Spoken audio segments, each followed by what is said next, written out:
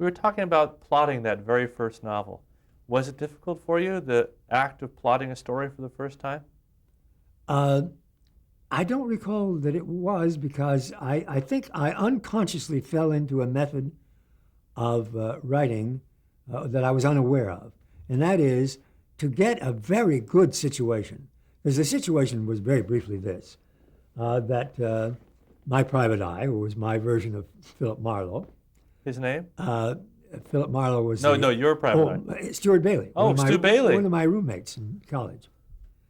And I, uh, I had this wonderful thing where he is hired to find out the girl I told you about, the fictional version of that girl, gets married and leaves the university. And her husband begins to realize that she dropped all contact with the university and wonders why. And instead of asking her, he hires a private detective.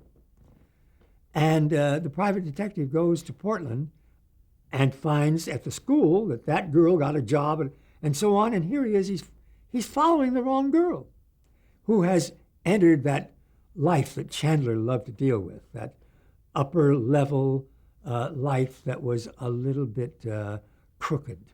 and, well, mostly just deceptive.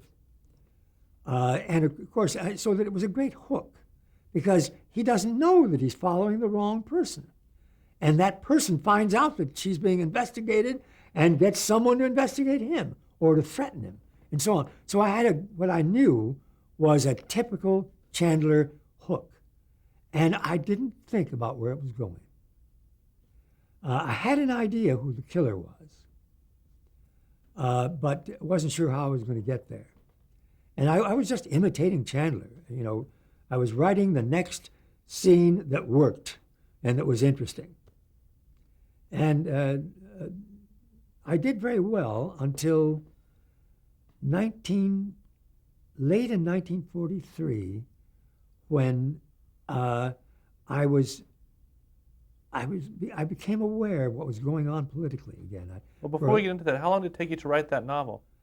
Well, I wrote the first version of it, I would say, in about 6 months. And how'd you get it published? All right, I'll jump ahead to that. I rewrote it as a result of the letter that I got from Howard Brown. And simply, by this time, I'd lost confidence because of the first rejection from Howard Brown. And so I didn't send it to an agent, which was a big mistake. I simply sent it to William Morrow and Company because they were the publishers of Earl Stanley Gardner. And they simply bought it. They sent me a telegram saying, this is wonderful, wrote me a letter saying, how could you possibly be a first novelist? How did you learn to do this? Was it big money at the time? They told me that they had already sent it to Detective Book Club, which would pay $4,000 for the right to reprint it. Well, $4,000 at that time was worth more than $40,000.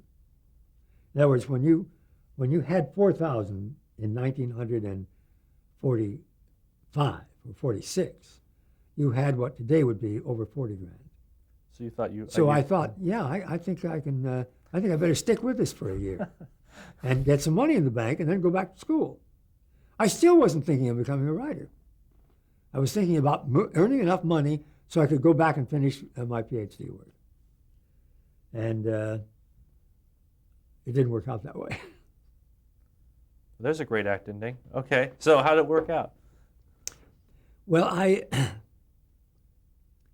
the reason why I had to write two versions of the novel was that I became interested in politics again before I had finished the first version. I had about 100 pages to go. And I got fascinated with politics because of what was happening between America and Russia. Russia was being called, well, there was an article in Life magazine which said, the Russian people are like Americans. They talk like Americans, they dress like Americans, they think like Americans. And all of the important people of that time were praising Russia, Stalin, and the Red Army because they were saving our asses. Thousands and thousands of Russians, young men and young women, were dying to keep hold back the Nazi armies. You want to reflect this in some way in your mystery novel?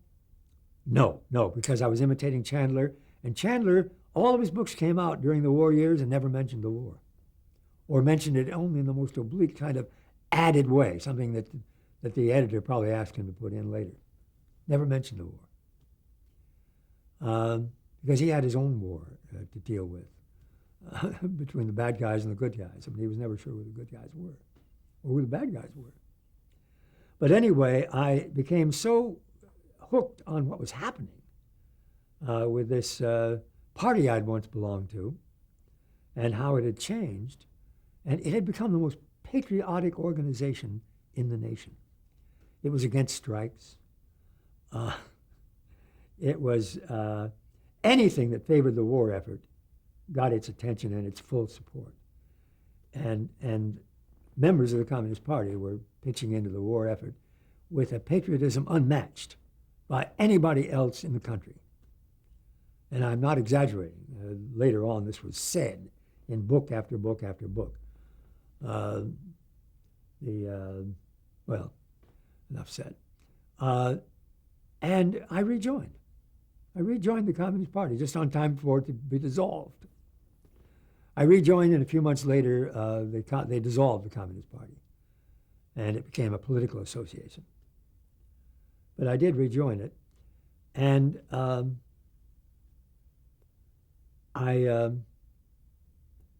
stayed in it until 1945, when the war was over. There was the famous thing called the Duclos letter, which was actually written in Russia, but was published in France, and the name of Duclos was put on it. The evidence has now been uncovered that there were copies of that article in January of 1945 in Moscow with Russian notes in the margins for changes. But to the rest of the world at that time, it was an article by a man named Jacques Duclos published in the French magazine of the Communist Party. And it bitterly criticized the Communist Party of America for having gone so way over to the right in support of capitalism.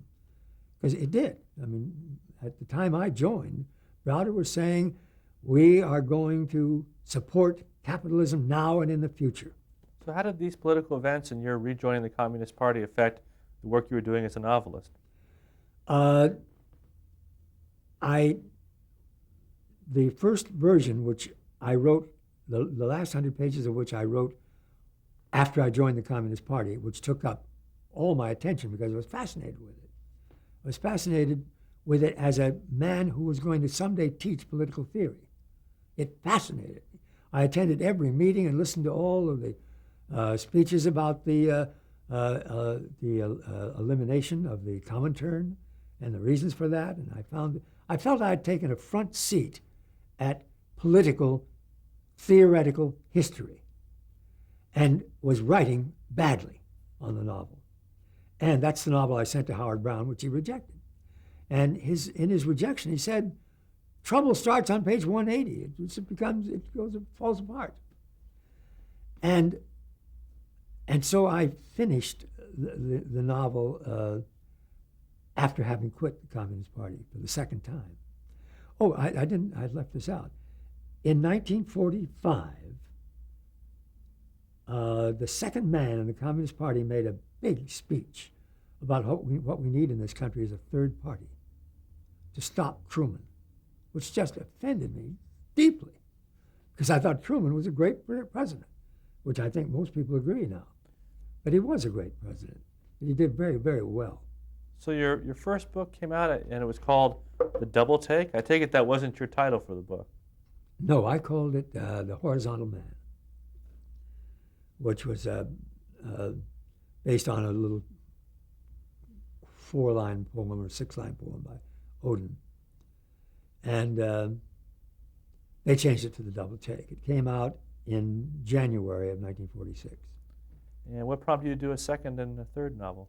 Well, because I had decided that I could make a living writing.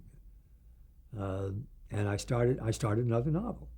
But I didn't know what I was doing. I'm now free to do, I had left government and had gone to work in private industry as an industrial engineer. I had partnered with a civil engineer from Stanford who thought that I could take care of all the aspects of his job having to do with government. And he was right. We did very well. And I was doing that and working at night and on weekends on another novel. And I was using the same method of just having a very good hook to start, and then letting it go, just writing good chandleries, and writing whatever scene came logically next that was worth writing. If it wasn't worth writing, I'd skip it. So were Too Late for Tears and Lovely Lady Pity Me more successful than your first book? Did they become more successful or about the same? No, actually, the story came to an absolute end after 20,000 words. And I realized that was it, that there was something about that story that it was not going to be possible for me to fake another 40,000 words with that story. That story had an arc like this, and that was it, 20,000 words. And I put it into a drawer. And that was before I published the novel. Then the novel came out, and I went back to New York and met the people at William Morrow, who introduced me to an agent, Paul Reynolds, whose father represented Henry James, among others, and that company represented Henry James. And so I now had an agent. So I sent him this 20,000 word thing, just wondering whether it was publishable. And he wrote back saying he didn't like it very well, but that he was going to try to get it published. And by the time his letter arrived, a telegram arrived saying, the Saturday Evening Post has just bought Now You See It, which was the name of the 20,000 word thing I wrote. And it turned out that I had written a thing called a novelette. And there was a market for it in two places, the Saturday Evening Post, which was absolute mecca for writers in that day. I mean, it was the first place that Fitzgerald sent anything he wrote. It was the first place Hemingway sent anything he wrote, and many other top writers. It was mecca because they paid more and they had a bigger circulation. And they just bought this thing called a novelette. And I was notified that they had bought it for $3,500. I thought, my God, there is money to be made here. And so I started writing another, but I still thought I was writing a novel because I didn't want to write novelettes. I wanted to write novels. So I started working on another one that had a great hook. It was given to me by a deputy chief of police here in Los Angeles. Can't remember his name. That's terrible. But anyway, he had told me an incident that had occurred in Los Angeles that they had never solved, never even got an answer to. And it was a great hook. A woman is found dead in a sleazy, run-down Skid Row hotel, but she's wearing clothes from the best shops in New York or in California. So I started writing a novel, and it ended after 20,000 words. Because I never knew where I was going, but when I got there, I knew I was there. And I looked at it and said, my God, it's the same length as the other one. But this time I didn't mind. $3,500? That was like $35,000. Right. So I sent it back, and Paul wrote to me saying, well, this isn't as good as your first one, and the characters aren't really well developed. The only one that's well developed is your hero, Stuart Bailey. And but against my better judgment, I showed it to the Post. That was his letter.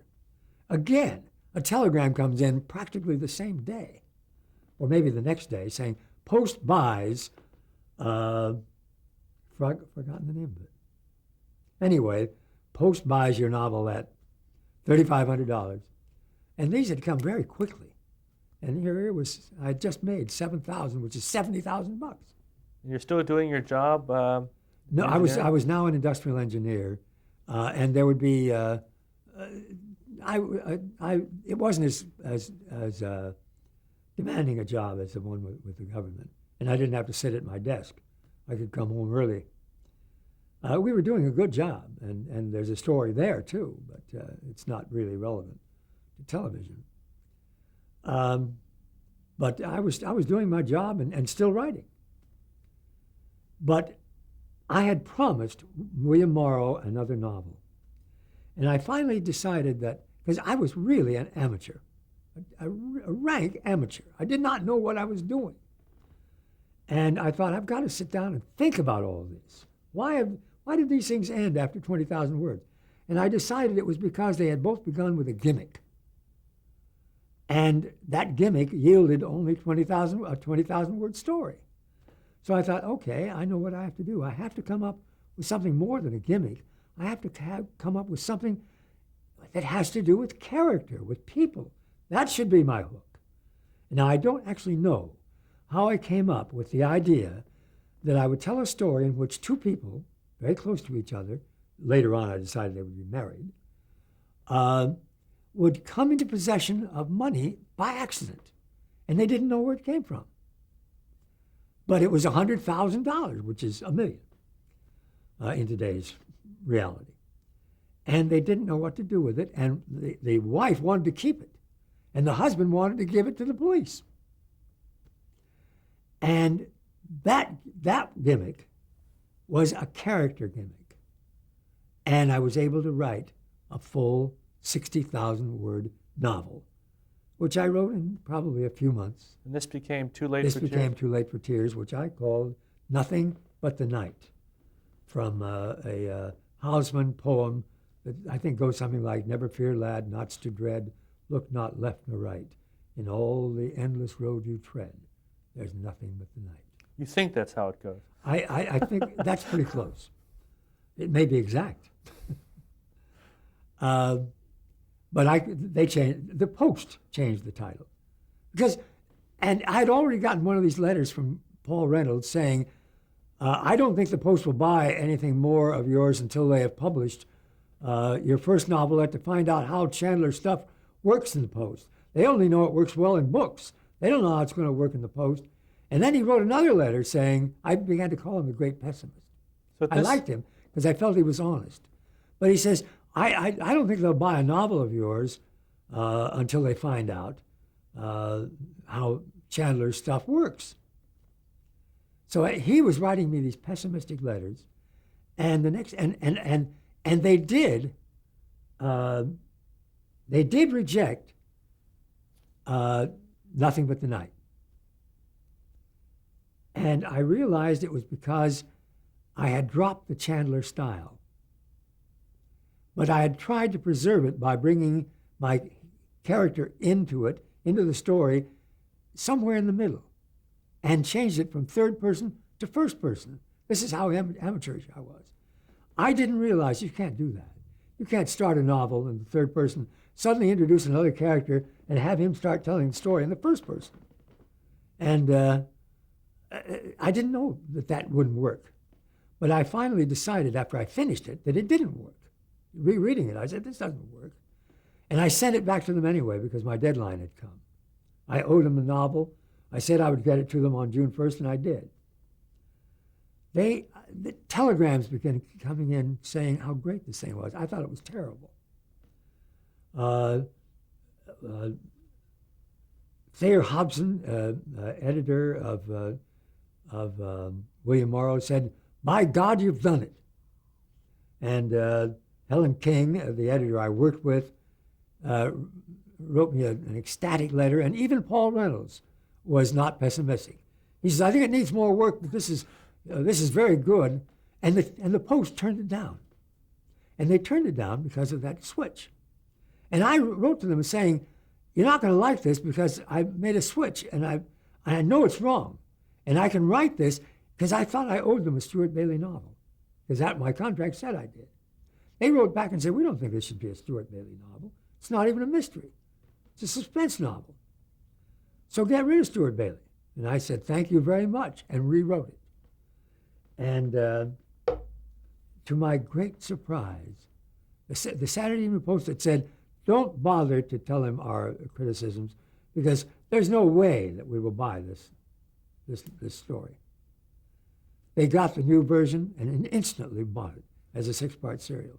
So you must have thought at this point your career was mapped out. You were going to be a novelist. I think I did.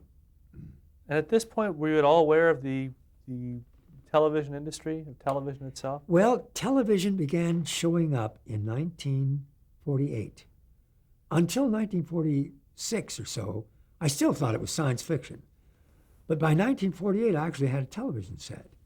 And you would see wrestling matches in startling black and white with quivering outlines on these bodies. You know, the pictures were not clear.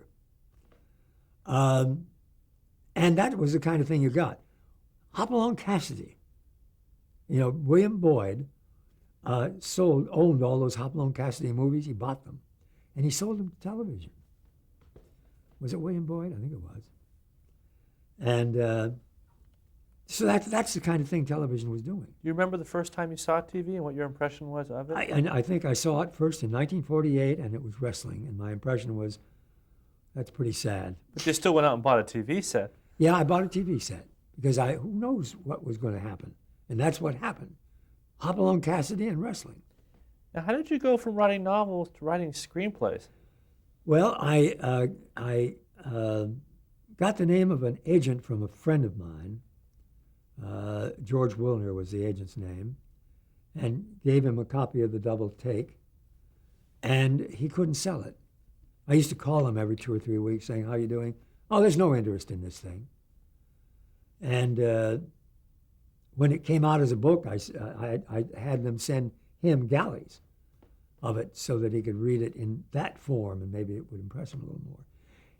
I believe his problem was there were people, you know, who thought Chandler was trash, that he was just a pulp writer and he was trash.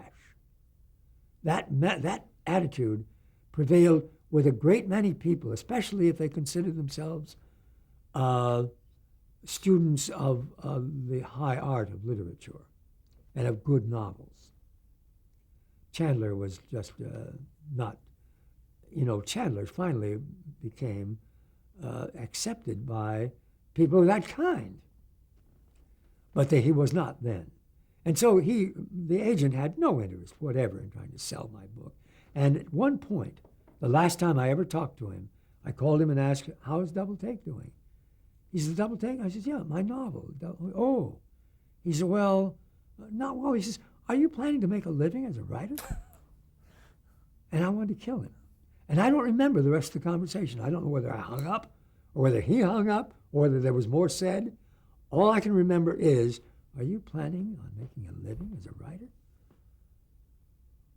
And I never saw him again, never called him again. As far as I was concerned, he was no longer my agent. But to answer your question, Lee, I'm getting to it, I got a call from a man who said, my name is Ray Stark, and I'm representing a writer-producer named Sylvan Simon. He has read your book, The Double Take, and wants to know if it's available. And by the way, do you have an agent? And I said, I don't know. He may be dead.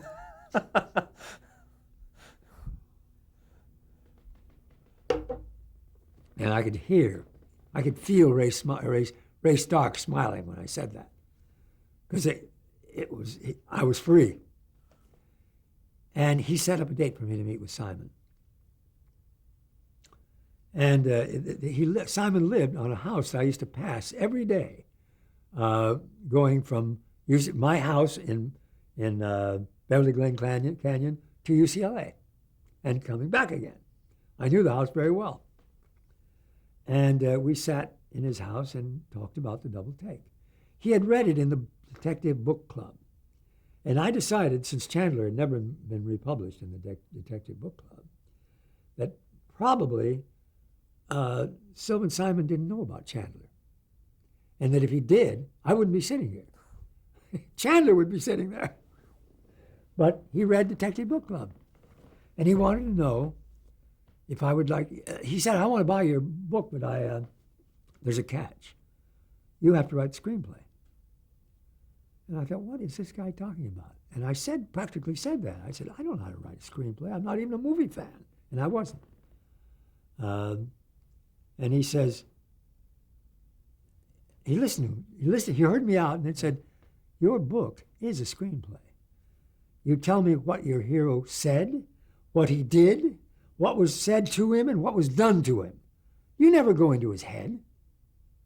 You only do you do in that book what I could photograph. That's a screenplay. So don't say you can't write screenplays. He says, it's a good deal for me to make this deal with you if you write the screenplay. And it's also a good deal for you. Did he give you a screenplay to look at? Because you'd never seen one before. When it was over. When the meeting was over and I had finally decided, okay, I'll try, if you have that much confidence. And I actually signed a deal for the book, which altogether, I was to write the screenplay, I was to write 12 pages. And if he liked them, I was to finish the screenplay. I was going to get $2,500 right away, no matter what. I was going to get $5,000 more when I finished the screenplay. And then if the studio that he was interested in doing this with liked my screenplay, I would get $17,000 more. It all came to $25,000. So I said, okay, if you're confident, but I did try to tell him that I didn't feel confident. I didn't want to get into a situation where I felt that I was cheating him. And so I made it very clear that I wasn't sure I could do this. And then he made that statement, which I almost irritated me. I had never known that I had never gotten inside his head. Was it hard tackling that screenplay for the first time? This No, new form? he gave me a stack of screenplays. He says, read these and go see a few movies. And he said, by the way, in these screenplays, you'll see the word fade out in each one at least a dozen times. Don't do that. There's only one fade out in a screenplay, and that's when it's over. Now that was a truism that lasted 50 years. It's no longer true. Any movie today that has pretensions to art has a dozen fade outs in it. Exit from Las Vegas, fade out after fade out after fade out, and many, many more. But what he said was not true at that time, but it became true very shortly, that there was only one fade out and it lasted 50 years.